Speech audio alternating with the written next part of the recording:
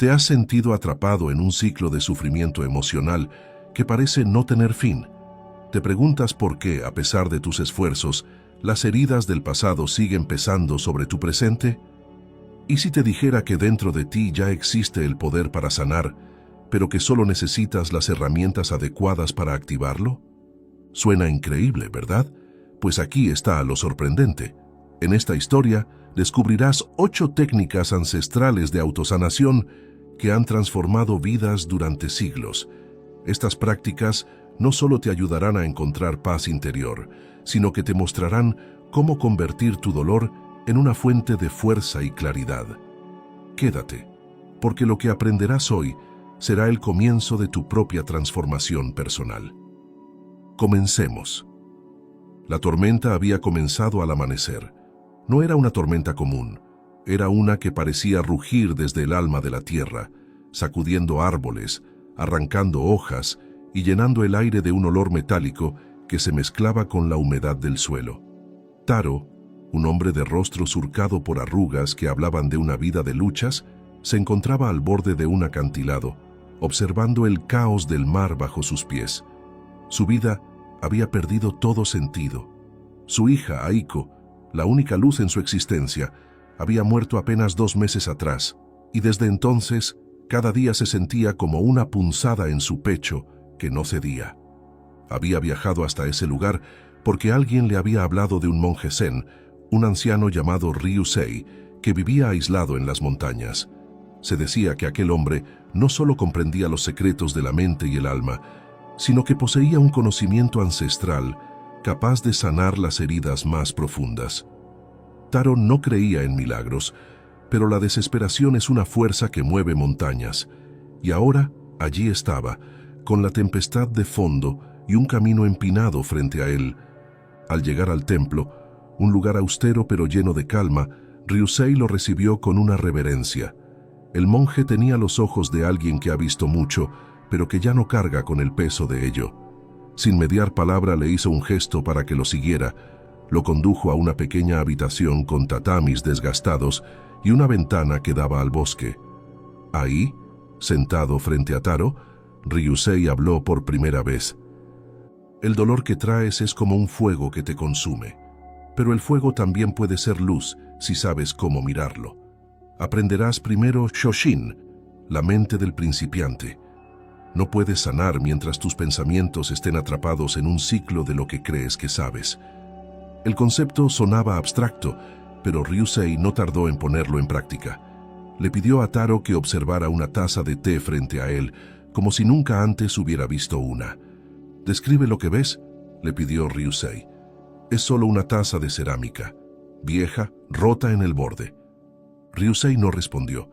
En cambio, con un movimiento suave, vertió té en la taza y la colocó en las manos de Taro. «Bebe como si fuera la primera vez que pruebas té.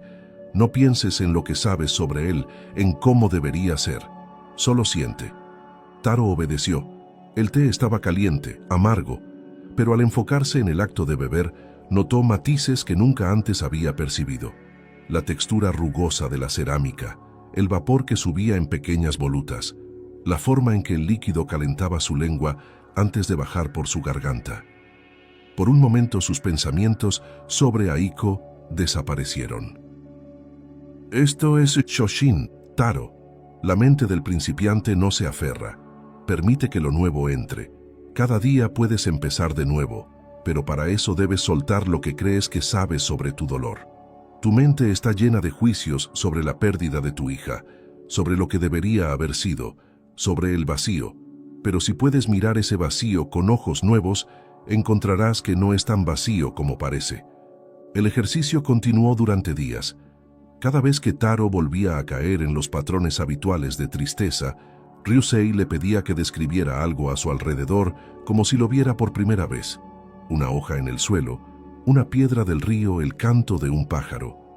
Con el tiempo, Taro comenzó a notar que su mente, aunque obstinada, empezaba a ceder, dejando espacio para momentos de calma inesperada. No era que su dolor desapareciera, pero por primera vez en meses no lo controlaba por completo. Un día, mientras meditaba en un pequeño jardín del templo, Taro recordó un momento con Aiko.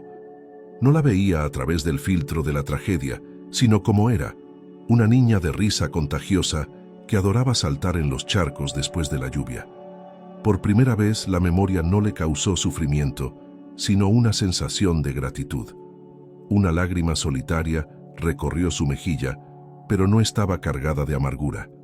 Shoshinen había abierto un resquicio de luz, pero Ryusei no le dio tregua. Apenas Taro empezaba a sentir cierto alivio, el monje lo llevó a una habitación vacía y le pidió que se sentara en posición de loto frente a una pared blanca.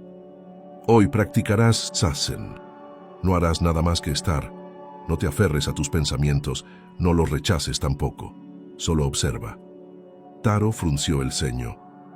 ¿Cómo podía algo tan simple ser tan importante?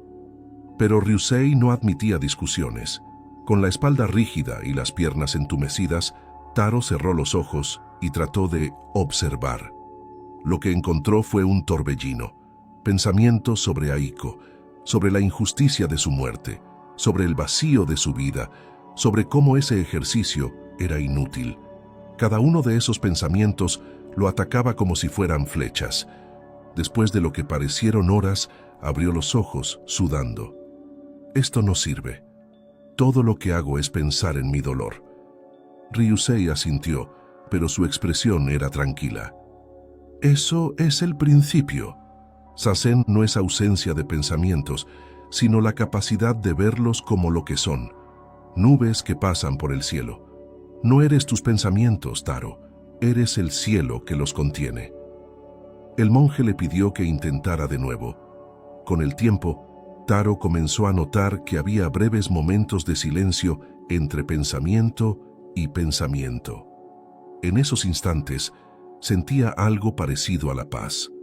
Los pensamientos seguían llegando, pero ya no lo abrumaban con la misma intensidad. Era como si los observara desde una distancia segura. Días después, mientras meditaba al amanecer, algo cambió. Taro tuvo una imagen clara de sí mismo aferrándose a una cuerda tensa, con los nudillos blancos por la fuerza con que se sujetaba. En la imagen, la cuerda representaba su lucha por controlar su dolor, por entenderlo, por encontrarle sentido. Pero entonces algo en su interior cedió. En su mente, soltó la cuerda, y al hacerlo, sintió como si su cuerpo físico también se relajara. Una exhalación profunda salió de su pecho, y con ella, un peso que había estado cargando sin darse cuenta. Cuando le contó a Ryusei lo que había experimentado, el monje sonrió. Has comenzado a entender Zazen. No es un escape del dolor, sino una forma de estar con él sin dejar que te consuma. El dolor es parte de la vida, pero no es todo lo que eres. Aquella noche Taro salió del templo y caminó bajo las estrellas. El bosque estaba en calma, pero él sentía una conexión con todo lo que lo rodeaba, los árboles, las rocas, el viento frío en su rostro. En ese momento, comprendió algo profundo. Su sufrimiento, aunque real, no lo separaba del mundo. Al contrario, lo unía a todo lo que también existía con sus propias heridas y cicatrices. Si este tipo de videos resuenan contigo y te inspiran, te agradecería que dejaras un like. Es un pequeño gesto que realmente nos ayuda mucho a seguir creando más contenido como este. El sol comenzaba a despuntar sobre las montañas y el aroma de los pinos impregnaba el aire. Taro, sentado junto al estanque del templo, sentía la humedad del césped bajo sus manos. Había pasado semanas bajo la guía de Ryusei, pero cada día parecía revelar nuevas capas de una verdad que aún no podía asir por completo. Aunque el dolor por la muerte de Aiko seguía presente, había aprendido a relacionarse con él de formas que jamás creyó posibles. Pero lo que Ryusei le mostró aquella mañana lo empujaría aún más allá de su comprensión. Hoy aprenderás sobre Fukinsei, la belleza en la imperfección. Ryusei sostenía en sus manos un cuenco de cerámica roto, cuyas grietas habían sido reparadas con oro, creando un contraste entre la imperfección y la belleza. Taro miró el objeto con una mezcla de fascinación y confusión. «Esto es hermoso, pero está roto», dijo tocando las grietas suavemente. «Así es como lo ves ahora. respondió Ryusei con calma. Pero el cuenco no oculta sus cicatrices, las abraza y al hacerlo transforma su herida en algo único. ¿Por qué te niegas a hacer lo mismo con tus propias heridas? Taro sintió un nudo en la garganta. El dolor por la pérdida de su hija era un abismo en su interior, un recuerdo que sentía como una grieta permanente. Aún no podía concebirlo como algo que pudiera embellecerse, como las grietas de aquel cuenco. ¿Cómo puedo aceptar algo tan desgarrador?, preguntó con la voz quebrada. No se trata de aceptarlo como algo que no duele. El dolor seguirá ahí. Pero si dejas de luchar contra él, si lo reconoces como parte de ti, puede convertirse en una fuente de fortaleza y significado. La perfección no es real, Taro. Es en nuestras imperfecciones donde encontramos la conexión más profunda con la vida. Ryusei lo llevó a un taller dentro del templo, donde había piezas de cerámica rota. Le entregó una de ellas y le pidió que la reparara usando el método del kintsugi, aplicando polvo de oro en las grietas. Durante horas, Taro trabajó en silencio, mezclando el oro con una resina especial, pegando cuidadosamente cada fragmento de la pieza. Al principio, la tarea le resultó frustrante. Las piezas no encajaban con exactitud y sus manos temblaban mientras intentaba alinear los bordes, pero poco a poco comenzó a entrar en un estado de concentración profunda. No se trataba solo de reparar un objeto físico, era como si estuviera trabajando en su propia alma. Cuando finalmente terminó, Ryusei lo observó con una sonrisa. Ahora, mírala. ¿Qué ves? Taro sostuvo el cuenco terminado en sus manos. Las grietas doradas brillaban a la luz del atardecer, y aunque la forma del objeto era imperfecta, había algo en él que irradiaba una belleza serena. En ese momento, sintió que algo dentro de él comenzaba a cambiar. No podía deshacer el dolor de haber perdido a Aiko, pero por primera vez se permitió considerar que ese dolor, en lugar de destruirlo, podía ser parte de lo que lo definiera como un ser humano. Esa noche, mientras estaba solo en su habitación, Taro cerró los ojos y recordó la sonrisa de Aiko, los momentos de felicidad que compartieron. Y por primera vez, en lugar de rechazar esas memorias para evitar el dolor que traían consigo, las sostuvo con cuidado, como había hecho con las piezas del cuenco. Sus lágrimas cayeron silenciosamente, pero esta vez no fueron de pura tristeza. Eran lágrimas de reconciliación. Su dolor seguía ahí, pero ya no lo sentía como una carga que debía rechazar. A la mañana siguiente, Ryusei lo esperaba junto al río que corría detrás del templo. La corriente era rápida y clara, y las piedras en el fondo brillaban bajo el agua. «Hoy practicaremos Mushin, la mente sin mente», anunció el monje. «Es el arte de actuar sin interferencia del ego, de encontrar el flujo en medio del caos». Taro frunció el ceño. «¿Cómo puedo actuar sin pensar? ¿No es el pensamiento lo que nos guía?» Ryusei se rió suavemente. «Pensar tiene su lugar, pero el ego es como una mano que siempre quiere sujetarlo todo. Mushin no es ausencia de pensamiento, sino liberación del apego al pensamiento. Cuando lo logres, podrás moverte como el agua, adaptándote sin esfuerzo al momento presente». Para demostrarlo, Ryusei le pidió a Taro que lanzara una piedra al río. Observa cómo el agua reacciona. No se resiste, no lucha contra la piedra. La abraza y la deja pasar. Ese es el camino de Mushin. Taro observó la piedra hundirse y desaparecer en la corriente. La metáfora era clara, pero aplicarla a su propia mente parecía imposible. ¿Cómo podía dejar pasar los pensamientos y emociones que lo atormentaban?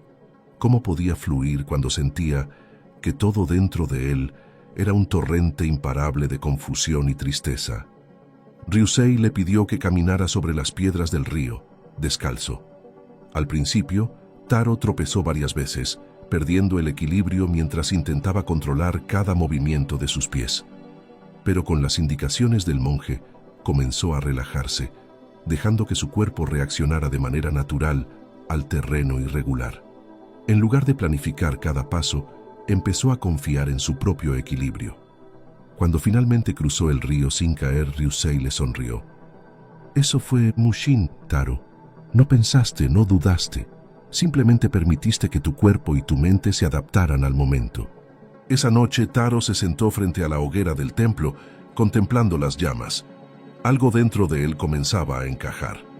La enseñanza de Mushin no era solo para cruzar un río, era una forma de enfrentarse a la vida misma. Las emociones y pensamientos que lo habían atormentado durante meses seguían presentes, pero ya no sentía la misma necesidad de controlarlos o rechazarlos. En lugar de eso, se dio permiso para fluir con ellos, permitiendo que pasaran a través de él sin aferrarse. Los días siguientes, Ryusei lo puso a prueba de formas inesperadas. Le pidió que realizara tareas aparentemente triviales: barrer el patio del templo, cargar agua desde el río, cocinar arroz para los monjes. Al principio, Taro realizaba estas tareas con resentimiento, sintiendo que eran una pérdida de tiempo, pero poco a poco comenzó a entender el propósito detrás de ellas. Cada acción, por simple que fuera, se convirtió en una oportunidad para practicar Mushin. Al enfocar toda su atención en la tarea presente, descubrió un estado de calma que nunca antes había experimentado. Una tarde, mientras estaba cortando leña, una memoria repentina de Aiko cruzó su mente. Una tarde lluviosa en la que habían recogido leña juntos para hacer una fogata. Por un momento, el recuerdo lo golpeó como una ola, pero esta vez, en lugar de resistirlo, dejó que la emoción lo atravesara. Lloró, sí, pero mientras lo hacía, también sintió algo más. Un profundo amor por esos momentos que había compartido con su hija, una gratitud que antes no había podido alcanzar. El dolor seguía ahí, pero ya no era un enemigo, era parte del flujo de su vida. Cuando regresó al templo, Ryusei lo observó en silencio. Has comenzado a comprender, Taro. El agua no teme a las piedras, y el río no se detiene por una roca en su camino. Mushin no significa no sentir, sino moverte con lo que la vida te da, sin luchar contra ello. Esa noche, mientras las estrellas brillaban sobre el templo, Taro se sentó frente al cuenco que había reparado días antes. Lo sostuvo en sus manos y vio su propio reflejo en las grietas doradas. Por primera vez, comprendió que sus propias cicatrices no eran algo que debía ocultar o superar. Eran parte de lo que lo hacía humano, parte de lo que lo conectaba con los demás y con el mundo. Fukinsei y Mushin no eran solo conceptos abstractos, eran caminos hacia una nueva forma de vivir, una forma de encontrar belleza y propósito en medio del caos y el dolor. Y mientras se quedaba allí, en el silencio de la noche, sintió algo que no había sentido en mucho tiempo: paz. Al amanecer, Taro caminó en silencio hasta el taller del templo, donde el cuenco que había reparado seguía reposando en la mesa, su superficie rota y dorada, brillando bajo la tenue luz. Lo sostuvo por un momento antes de dirigirse al dojo donde Ryusei lo esperaba. El anciano estaba sentado en posición de loto, inmóvil como una montaña, con la calma propia de alguien que había pasado años observando la naturaleza del sufrimiento humano. Cuando Taro se sentó frente a él, el monje sacó otro cuenco, esta vez completamente intacto, con una superficie lisa y perfecta. Hoy hablaremos de kintsugi, pero también de algo más, dijo Ryusei con voz pausada. La belleza de este cuenco intacto puede parecer mayor que la del que tú reparaste. Pero te pregunto, Taro, ¿cuál de los dos te resulta más valioso? Taro observó el cuenco nuevo, impecable, y luego miró el que había reparado. En el cuenco dorado, veía su propio esfuerzo, las horas dedicadas a restaurarlo y, de alguna manera, una parte de su alma. Era imperfecto, sí, pero esas grietas contaban una historia. El que reparé, respondió con sinceridad, porque pasó por algo y aún está aquí. Ryusei asintió complacido. Eso es kintsugi. No solo es el arte de reparar objetos, sino una forma de vivir. Nuestras heridas no nos disminuyen, nos transforman. Pero para aplicar esta enseñanza a ti mismo, necesitas algo más que comprensión intelectual. Hoy aprenderás a reconocer tus grietas como parte de tu fuerza. El monje lo guió hasta un patio exterior donde había una pila de rocas grandes, algunas partidas por la mitad. Mira estas piedras. Algunas parecen inútiles porque están rotas, pero quiero que uses las piezas partidas para construir un pequeño altar. Usa barro, ramas o lo que encuentres, pero hazlo con intención. Taro, aunque desconcertado, comenzó a trabajar. Al principio, la tarea le resultó frustrante. Las rocas no encajaban bien y varias veces el altar se derrumbó. Pero mientras seguía intentándolo, notó algo curioso. Las grietas y formas irregulares de las piedras le daban carácter al altar.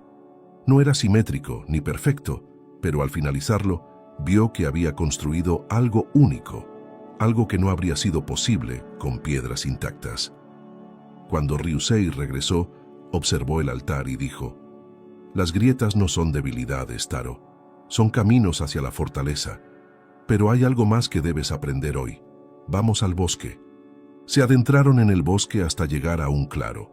Allí, Ryusei se sentó sobre una gran roca y señaló el abdomen de Taro.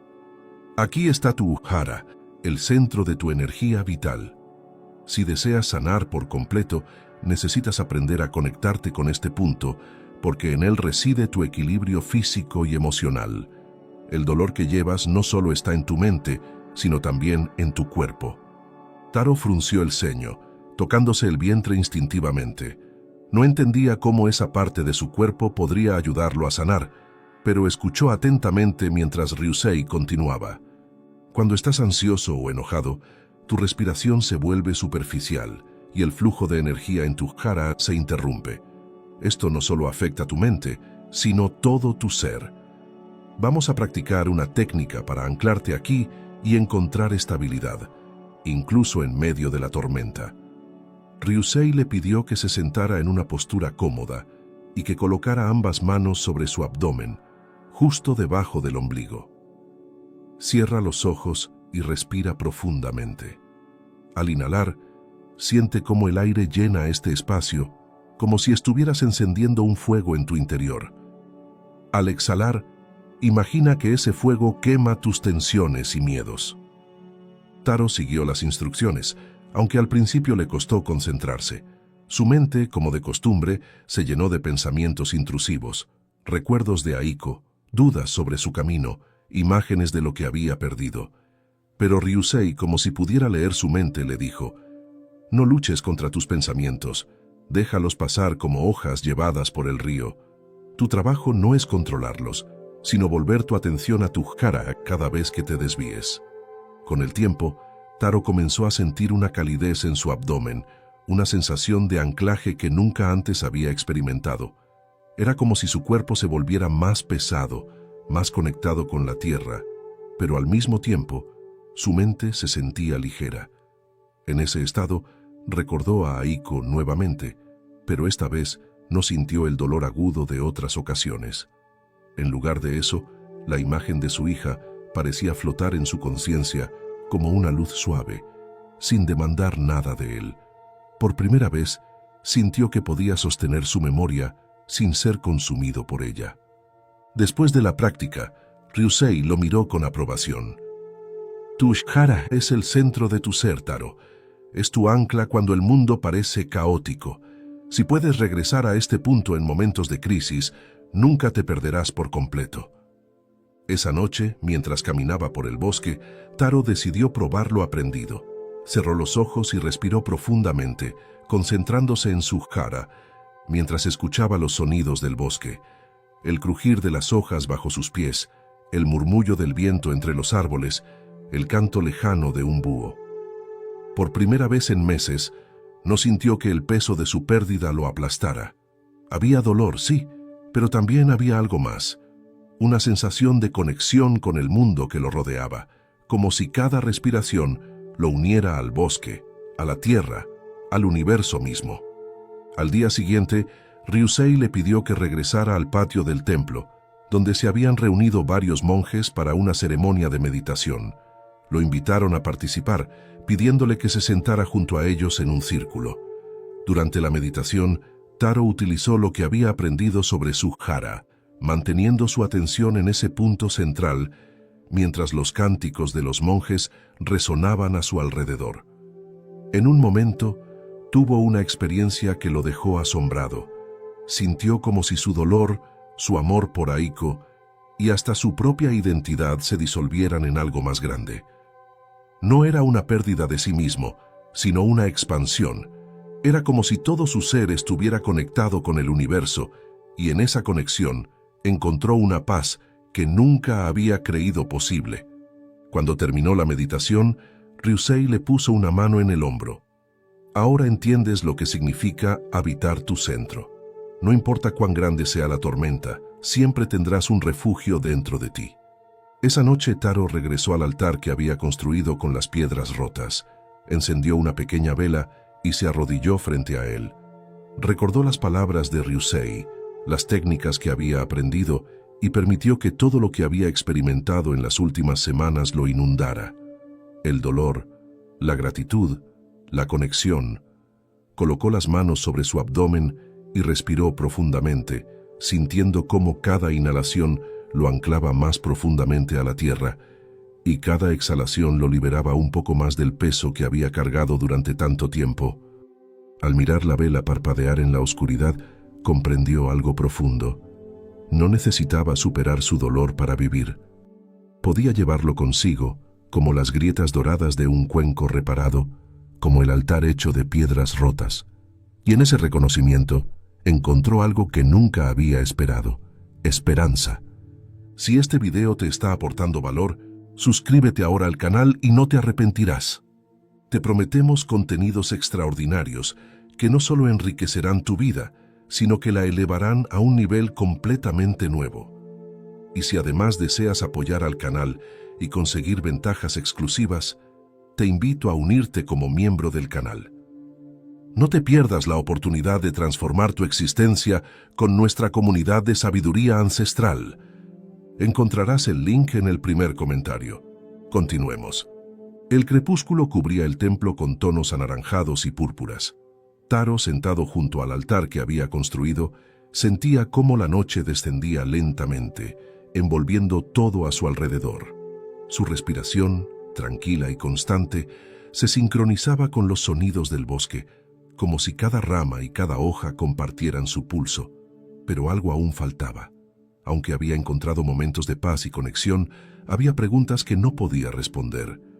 ¿Qué significaba el vacío que sentía dentro de sí mismo?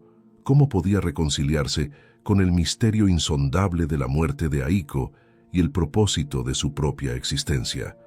Al día siguiente, Ryusei lo llevó a una habitación que Taro nunca había visto. Era pequeña y completamente vacía, salvo por una hoja de papel y un pincel sobre el suelo. En el centro del papel había un círculo dibujado a mano alzada. El círculo no era perfecto, su trazo era irregular y la tinta más gruesa en algunos puntos que en otros. Sin embargo, había algo en su imperfección que lo hacía parecer completo, como si contuviera dentro de sí una verdad que las palabras no podían expresar. «Esto es un enso», dijo Ryusei señalando el círculo. «Es el símbolo del vacío y la plenitud. Dibujarlo es una práctica de meditación, pero también es un espejo. Lo que creas en el papel reflejará el estado de tu espíritu». Taro frunció el ceño examinando el círculo. ¿Cómo puede un vacío ser pleno? «El vacío no es la ausencia de todo», respondió Ryusei. «Es el espacio donde todo es posible. Es el lugar donde el dolor y la paz pueden coexistir. Al dibujar un enso, no buscas perfección, buscas honestidad. Es un momento en el que tu ser se manifiesta sin pretensiones». Ryusei le entregó el pincel. Taro, dudando, lo sostuvo en sus manos. El monje le indicó que respirara profundamente, sintiera el peso del pincel y permitiera que su mente se vaciara. Cuando Taro finalmente tocó el papel con la tinta, sintió un extraño temblor en su interior. Dibujar el círculo no era solo un acto físico, era un diálogo con algo más grande que él. El pincel trazó una línea curva, pero antes de completarlo, su mano vaciló y el círculo quedó abierto, incompleto. Miró el resultado con una mezcla de frustración y desconcierto. No es perfecto, ni siquiera está cerrado. Ryusei sonrió. Un enso no tiene que ser cerrado para estar completo. Ese espacio abierto es donde entra la vida. Cada trazo, cada imperfección, es un reflejo de lo que eres en este momento. Taro observó el círculo de nuevo, esta vez con otros ojos. El vacío en el papel no parecía carente, parecía vibrar con posibilidades. Era como si la ausencia misma le diera forma al dibujo. Por primera vez, entendió lo que Ryusei quería decir con que el vacío era el lugar donde todo podía existir. Su dolor, su amor por Aiko, su deseo de seguir adelante, todo eso cabía en ese espacio. En los días siguientes, Ryusei le pidió que practicara dibujar un enso cada mañana, como una forma de meditación. Cada círculo que dibujaba era distinto. Algunos eran más redondos, otros más abiertos, pero en cada uno sentía que expresaba algo de lo que llevaba dentro. Y en ese acto, comenzó a aceptar algo profundo. No necesitaba respuestas definitivas sobre su vida o su sufrimiento. El misterio mismo era parte de la experiencia.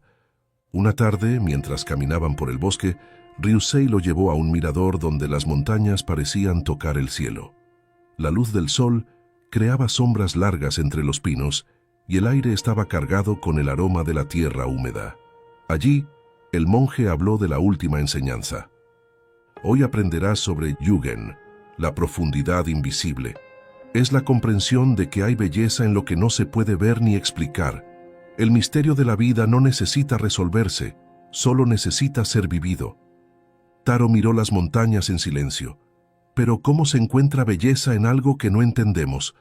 El dolor que siento por Aiko, no puedo explicarlo. Y ese vacío sigue ahí. Precisamente, respondió Ryusei con suavidad. Lo que no puedes explicar no es algo que debas temer. Yugen es aceptar que lo sublime de la vida no se encuentra en lo que sabemos, sino en lo que sentimos profundamente, aunque no podamos ponerlo en palabras. Es la niebla que cubre una montaña, el eco de una campana en la distancia, el espacio entre las estrellas. Es permitirte sentir sin entender del todo. El monje le pidió que cerrara los ojos y escuchara. Taro obedeció, dejando que los sonidos del bosque llenaran su mente. El viento susurrando entre las hojas, el canto de un pájaro lejano, el crujir de las ramas. En ese estado de atención plena, algo dentro de él comenzó a cambiar. No era que el vacío desapareciera, pero lo sintió de una manera diferente, como si fuera parte del mismo tejido que lo conectaba con el mundo. Aiko también está en este misterio, dijo Ryusei, como si hubiera leído sus pensamientos. Su vida y su muerte no necesitan explicarse. Ella es como la niebla que se levanta por la mañana y desaparece al mediodía, pero que en su fugacidad nos recuerda la belleza de cada momento. Esa noche, Taro se sentó frente al altar que había construido y encendió una vela. Pensó en todo lo que había aprendido. Shoshin, la mente del principiante que le había enseñado a mirar el mundo con nuevos ojos. Sazen, que le mostró cómo observar sus pensamientos sin aferrarse a ellos. Fukinsei, que lo ayudó a aceptar sus imperfecciones. Mushin, que lo guió a fluir con la vida. Kintsugi, que transformó sus heridas en algo valioso. Hara, que lo ancló al presente. Enso, que le reveló la plenitud del vacío. Y ahora, Yugen, que lo invitaba a abrazar el misterio de todo.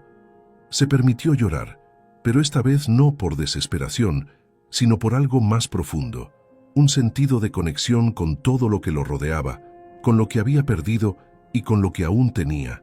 Su dolor, su amor, su propia existencia, todo era parte de un vasto e inexplicable misterio, y en ese misterio encontró consuelo.